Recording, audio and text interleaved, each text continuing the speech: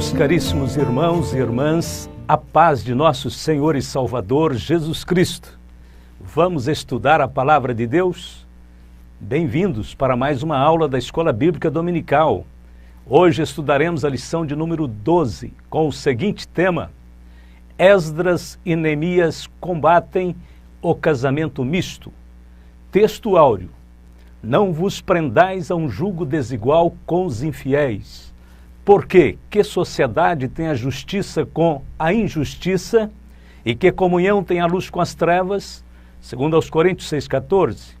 Verdade prática: o lar foi instituído por Deus para ser uma bênção, desde que seja observada a orientação divina na sua formação. Leitura bíblica em classe: Esdras 9, de 1 a 4, Neemias 13, 23 a 26, capítulo 10, verso 1, 29 e 30. O chamado casamento misto é a união entre o que professa Deus como Mestre e Senhor com alguém que não comunga a mesma fé. Ao longo dos séculos, o casamento misto esteve na base dos grandes desvios do povo de Deus. Foi a causa principal da degradação da sociedade pré-diluviana. Foi a causa principal da degradação de Israel em sua entrada na Terra Prometida. Foi a causa principal da degradação de Israel depois do cativeiro babilônico. É exatamente essa situação que Esdras, o sacerdote, está corrigindo. Em toda a história do povo escolhido, vê-se a orientação clara para não tomarem esposas ou esposos de entre os povos pagãos. Aplicando aos nossos dias, o povo escolhido não está restrito a uma raça específica, mas à condição de seguidor ou não dos princípios divinos e da fé em Cristo. O apóstolo Paulo é contundente em seu ensino. Ele disse: não vos ponhais em jugo desigual com os incrédulos, segundo aos Coríntios 6,14. O profeta Amós disse que é impossível andarem dois juntos se não estiverem de acordo, Amós 3,3. É hora de soarmos o alarme e alertarmos os jovens cristãos sobre tão urgente assunto. O povo que voltara do exílio estava tomando mulheres dos povos gentílicos ao redor. O processo de contaminação que levara Israel ao cativeiro parecia se ressurgir, e isso comoveu os líderes Esdras e Neemias. Por esta razão, se levantaram contra os casamentos mistos daqueles dias. Israel não poderia ser reconstruído como nação abençoada por Deus, desrespeitando as ordens do Senhor. Ponto de número 1. Esdras e Neemias combatem o perigo do casamento misto. A ira e a reação de Esdras.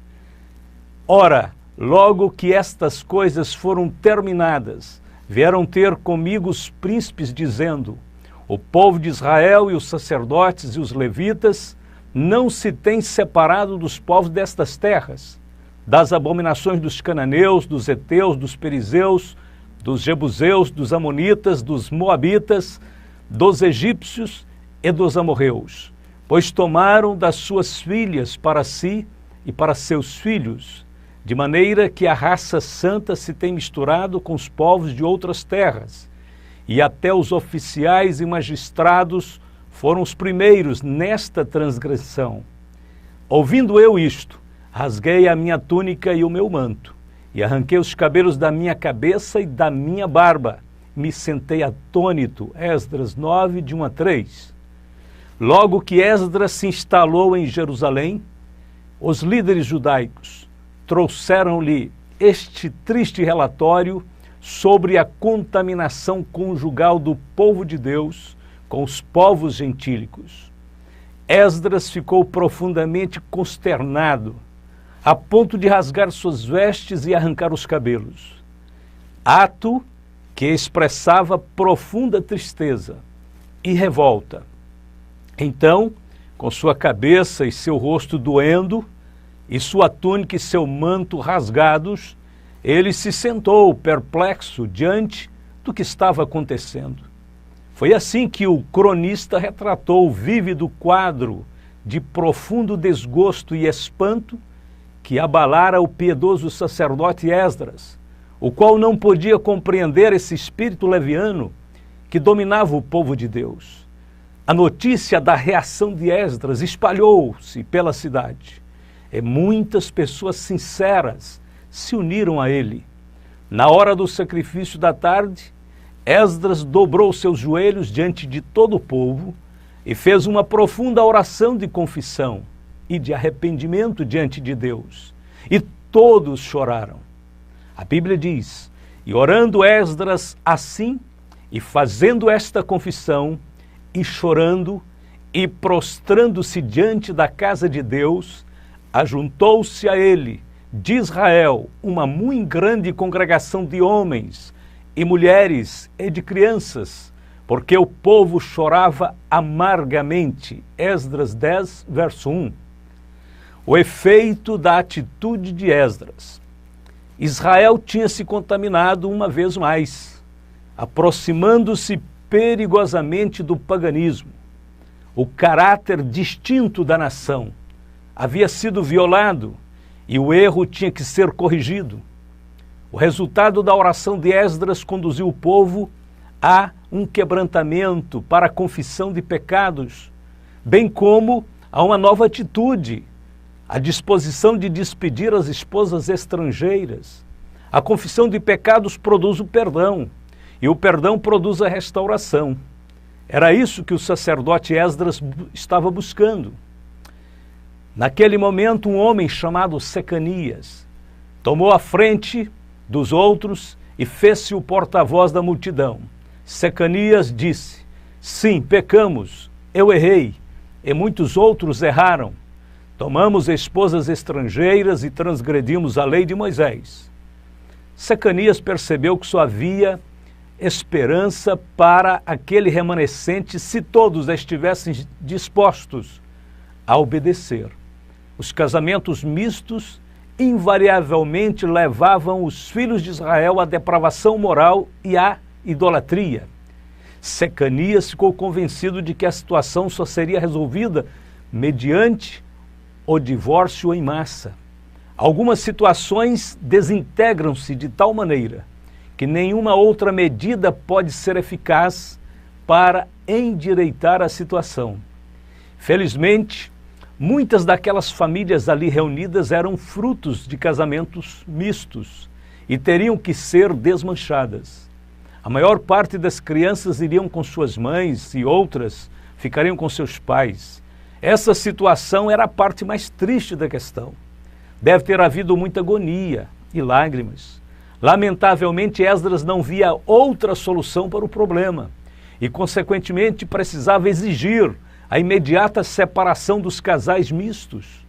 Provavelmente, muitas daquelas mulheres que estavam ali ainda se converteriam ao judaísmo e se tornariam hebreias segundo a fé, como foi o caso de Raabe e Ruth. Certamente, quando isso acontecesse, elas poderiam regulamentar o casamento outrora rompido. Todavia, para o momento, Esdras não permitiria que o povo continuasse a brincar com aquela situação. O arrependimento do povo. Então se levantou Esdras, o sacerdote, e disse-lhes: vós tendes transgredido e casastes com mulheres estranhas, multiplicando o delito de Israel. Agora, pois, fazei confissão ao Senhor, Deus de vossos pais, e fazei a sua vontade. Apartai-vos dos povos das terras e das mulheres estranhas. E respondeu toda a congregação e disse em altas vozes: assim seja, conforme as tuas palavras nos convém fazer. Esdras capítulo 10, versos de 10 a 12. 3 dias depois, Esdras convocou todos os moradores de Judá e Benjamim para uma assembleia geral em Jerusalém. A multidão se reuniu no pátio do templo, debaixo de fortes chuvas, frio. Mesmo assim, eles reuniram e fizeram confissões e promessas de obediência aos ensinos de Deus, da lei de Moisés. Para resolver o problema da dissolução dos casamentos mistos, Esdras nomeou uma comissão de líderes judaicos para ouvir individualmente todas as famílias. Esdras 10:14. Está escrito: ponham-se os nossos oficiais por toda a congregação, e todos os que em nossas cidades casaram com mulheres estrangeiras venham em tempos apontados, e com eles os anciãos e juízes de cada cidade, até que se desvie de nós o ardor da ira do nosso Deus no tocante a este negócio. Vários sacerdotes também eram culpados do pecado de contaminação. O próprio filho do sumo sacerdote, Eliasibe, havia se tornado o genro de Sambalate, que era o inimigo número 1 do povo de Deus. Todos os sacerdotes arrolados nos processos de separação foram despedidos do sacerdócio levítico, Neemias 13, 28-30. O julgamento dos processos de separação demorou 3 meses. Ponto de número 2. Por que um judeu não devia casar com uma pagã? Primeiro, Deus havia proibido o casamento misto. A Bíblia contém um número impressionante de advertências contra o casamento misto. Estas recomendações iniciam-se em Deuteronômio e estende-se até os dias do apóstolo Paulo. Lemos: nem te aparentarás com elas, não darás tuas filhas a seus filhos, e não tomarás suas filhas para teus filhos, pois elas fariam desviar teus filhos de mim, para que servissem a outros deuses. E a ira do Senhor se acenderia contra vós, e depressa vos consumiria. Deuteronômio capítulo 7, versos 3 e 4. Josué 23, verso 12 e 13 também diz: porque se de alguma maneira vos apartardes e vos achegardes ao resto dessas nações que ainda ficou convosco, e com ela vos aparentardes, e vós a elas entrardes, e elas a vós, sabeis certamente que o Senhor vosso Deus não continuará mais a expelir estas nações de diante de vós, mas vos serão por laço e rede, e açoite às vossas costas, e espinhos aos vossos olhos, até que pereçais desta boa terra que vos deu o Senhor vosso Deus. A história de Israel registra vários exemplos das consequências nefastas do casamento misto. Ao longo da história de Israel, o casamento com mulheres pagãs trouxe muitos problemas. O ministério de Sansão, por exemplo, fracassou por causa de seu envolvimento com as mulheres filisteias. Juízes 16, 4-22. As mulheres estrangeiras perverteram o coração do rei Salomão e o levaram para longe do Senhor. 1 Reis capítulo 11. A Bíblia menciona a idolatria do rei Salomão como resultado de suas esposas estrangeiras. 1 Reis capítulo 11, verso 4, lemos: porque sucedeu que, no tempo da velhice de Salomão, suas mulheres lhe perverteram o coração para seguir outros deuses, e o seu coração não era perfeito para com o Senhor, seu Deus, como o coração de Davi, seu pai. Outro exemplo, Acabe, rei de Israel, se casou com a ímpia Jezabel, princesa sidônia, pagã, adoradora de Baal. Jezabel rejeitou a palavra do Senhor, fortaleceu o culto a Baal em Israel e perseguiu os profetas do Senhor. Este casamento arruinou a nação, levando Israel à apostasia, e terminou com as mortes trágicas de Acabe e de Jezabel. O rei Josafá também quase arruinou a nação, unindo seu filho em casamento com Atália, filha de Acabe e Jezabel. Os efeitos terríveis deste casamento não vieram à tona durante a vida de Josafá.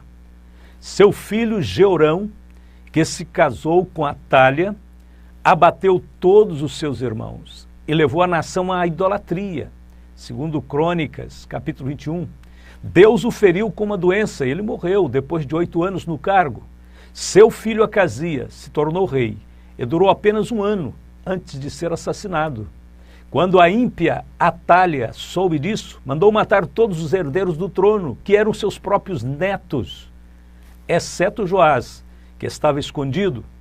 E esta mulher governou maldosamente durante 6 anos. O casamento misto sempre foi um grande problema na história do povo de Deus. A questão não é a miscigenação racial, mas a apostasia religiosa. Quando um cristão se casa com uma pessoa ímpia, 3 coisas podem acontecer. A primeira é a mais improvável, que seria a conversão do cônjuge incrédulo. Porém, isso só acontece em apenas 25% dos casos. A segunda possibilidade é o cônjuge crente ficar sozinho, caminhar sozinho e ainda ter problemas e resistências do cônjuge incrédulo, sobretudo na orientação cristã dos filhos. E a última possibilidade é o próprio crente, o cônjuge crente, perder o seu entusiasmo e afastar-se da igreja, o que é pior. Ponto de número 3. A sobrevivência do povo judeu. A integridade e a preservação da identidade judaica está intimamente ligada à promessa da vinda do Messias Salvador. Portanto, era necessário que o povo judeu se mantivesse separado dos demais povos da terra, para que a linhagem do Salvador fosse preservada íntegra. Até os dias de hoje, os judeus em todo o mundo são proibidos de se casarem com os não-judeus. A preservação do povo judeu é considerada um milagre, quando se pensa nas terríveis perseguições que sofreram durante os séculos passados em muitos países, como, por exemplo, na Espanha, na Polônia, na Inglaterra e na Alemanha, por ocasião da Segunda Guerra Mundial. Foi esta separação, esta integridade que manteve este povo racialmente. Ponto de número 4. Uma palavra final sobre o casamento dos crentes. A proibição do casamento misto não é uma questão de discriminação, mas de amor e honestidade. Qualquer pessoa que pense em se casar deve desejar ao outro o máximo da felicidade. Isto, porém, jamais será possível quando existirem tantas diferenças e incompatibilidades. As estatísticas demonstram que as distintas bagagens espirituais, educacionais, culturais de cada indivíduo acabam se manifestando e se chocando. É isso que cria conflitos insuperáveis e que acabam provocando a ruptura do casamento. A felicidade do casamento está baseada na afinidade dos ideais e das convicções. Por isso deve ocorrer entre pessoas que defendem e creem da mesma forma. A expressão de Paulo, não vos prendais a um jugo desigual com os incrédulos, pois que sociedade tem a justiça com a injustiça? Ou que comunhão tem a luz com as trevas? Esta expressão vem de Deuteronômio. Não lavrarás com junta de boi e jumento. Deuteronômio 22:10. O boi era um animal limpo para os judeus, mas o jumento, ou o burro, numa outra tradução, não era. Deuteronômio 14. E seria errado juntá-los.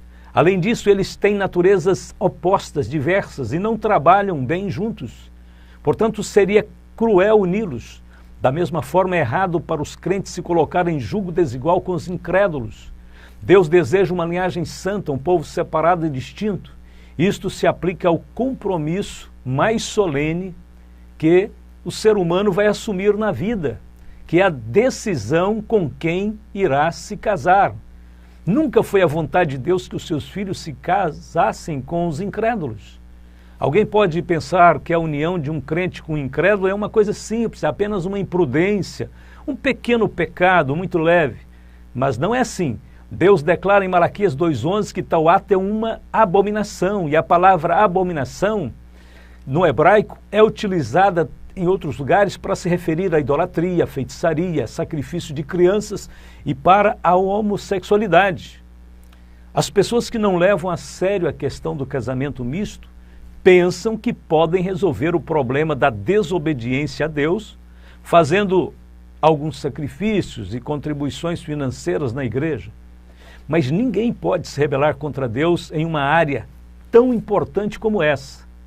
E em seguida, seguir vivendo como se nada tivesse acontecido, esperando que Deus o ignore. toda desobediência traz consigo o justo juízo de Deus. Nos dias do profeta Malaquias, os sacerdotes estavam se divorciando e se casando novamente com mulheres estrangeiras. 2 erros. Diante disso, eles começaram a colher as duras consequências do seu ato leviano.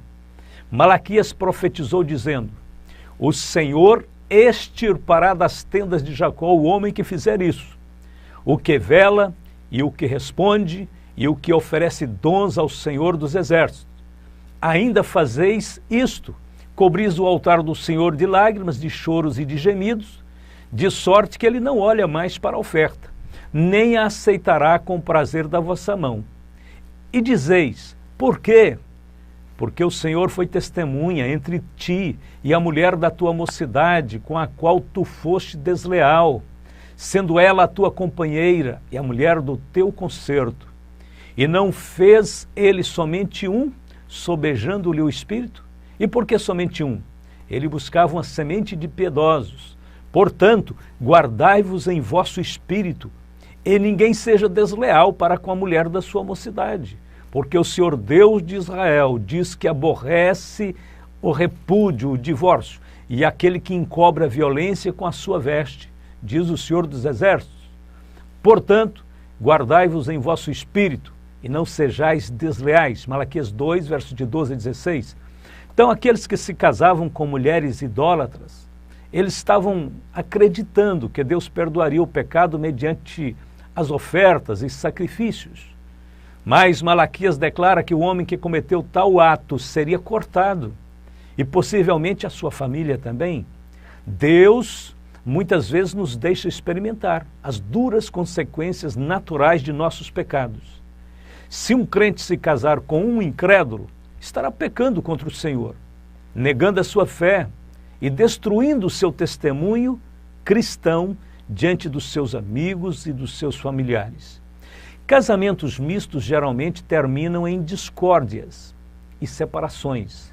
Se você conhece a Jesus Cristo como Salvador e Senhor, você não é mais o dono de sua vida. Você foi comprado por um alto preço, o sangue de Cristo.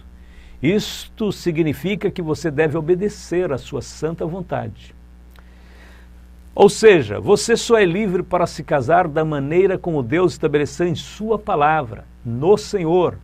Se você é cristão e se casou com um incrédulo, então precisa arrepender-se sinceramente perante o Senhor, lamentar o fato que você pecou contra Deus e contra a igreja, e lembrar que o verdadeiro sacrifício para Deus daqui para frente é ter um coração quebrantado e contrito.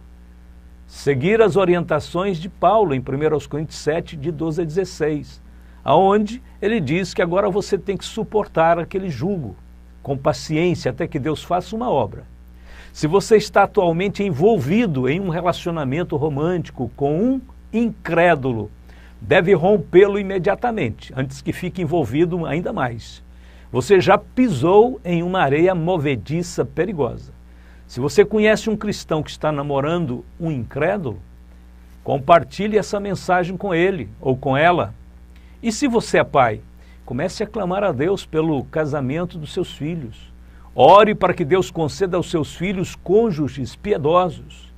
Lembre-se, nunca entres numa aliança, seja sentimental, conjugal, comercial, profissional, sem antes avaliar profundamente as implicações.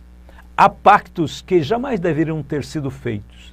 Há casamentos que jamais deveriam ter acontecido. Há parcerias que jamais deveriam ser celebradas. Quando fazemos alianças perigosas e precipitadas, podemos entrar em aliança com o próprio inimigo. Quantas pessoas presas a situações embaraçosas porque não tiveram a paciência de esperar, de analisar a situação mais calmamente. Quantas pessoas se desgastam e sofrem com grandes prejuízos porque não consultaram a Deus para fazer uma determinada sociedade, uma aliança ou um acordo. Nossas decisões de hoje afetarão as futuras gerações, para o bem ou para o mal. Ponto de número 5 e conclusão: espera em Deus. Depois de tudo que ouvimos, a lição que fica é a da espera, da confiança em Deus. Salmo 27:14. Espera no Senhor, anima-te, Ele fortalecerá o teu coração. Espera, pois, no Senhor. Jovem, o casamento e o lar são bênçãos de Deus para as nossas vidas. Não tenha medo de sonhar, mas não se esqueça de orar e de esperar no Senhor. O mesmo Deus que preparou uma companheira idônea para Adão, uma noiva bela para Isaac e um esposo gentil para Ruth, este mesmo Deus preparará um maravilhoso futuro cônjuge para você. Lembre-se que Deus faz com que o solitário viva em família, Salmo 68, verso 6. E é Ele quem edifica a casa. Se o Senhor não edificar a casa, em vão trabalham os que edificam, Salmo 127, verso 1. Amém. Chegamos ao término e é hora de oração. Convido você, onde você estiver, se for possível, pare um instante, curve a sua cabeça, feche os seus olhos, vamos falar com o nosso Deus. Oremos. Querido Deus e Pai, em nome do Senhor Jesus Cristo, queremos primeiramente te adorar e te louvar pela Tua palavra que nos instrui, que nos adverte, que nos aperfeiçoa. Pai, queremos ter as nossas vidas segundo a Tua vontade, em todas as nossas escolhas e decisões. Nesta hora, Pai, estou orando pelos lares, pelos casais, pelas famílias. Sei que o Senhor é Deus que pode entrar com providência para aquele que necessita, aquele que sofre, aquele que padece. Pai, que agora, nesta hora, o Senhor possa guiar, Senhor, a vida de cada um dos meus irmãos e irmãs no Teu bom e precioso caminho. Que esta juventude, nossos filhos, sejam protegidos e guardados das coisas inconvenientes deste mundo. Que este mundo, Senhor, não sirva de exemplo para Teus filhos, mas a Tua palavra prevaleça como modelo, como o verdadeiro padrão de santidade e de espiritualidade. Senhor, abençoe nossas igrejas, nossas famílias, abençoe os pastores, pregadores, os professores das escolas dominicais, que todos sejam guiados com sabedoria em aprender e ensinar a Tua palavra. Nós te pedimos confiadamente que o Senhor é quem intervém e que supre as nossas necessidades. Por isso, te louvamos em Jesus Cristo, te agradecendo hoje e sempre, e todos digam amém e amém.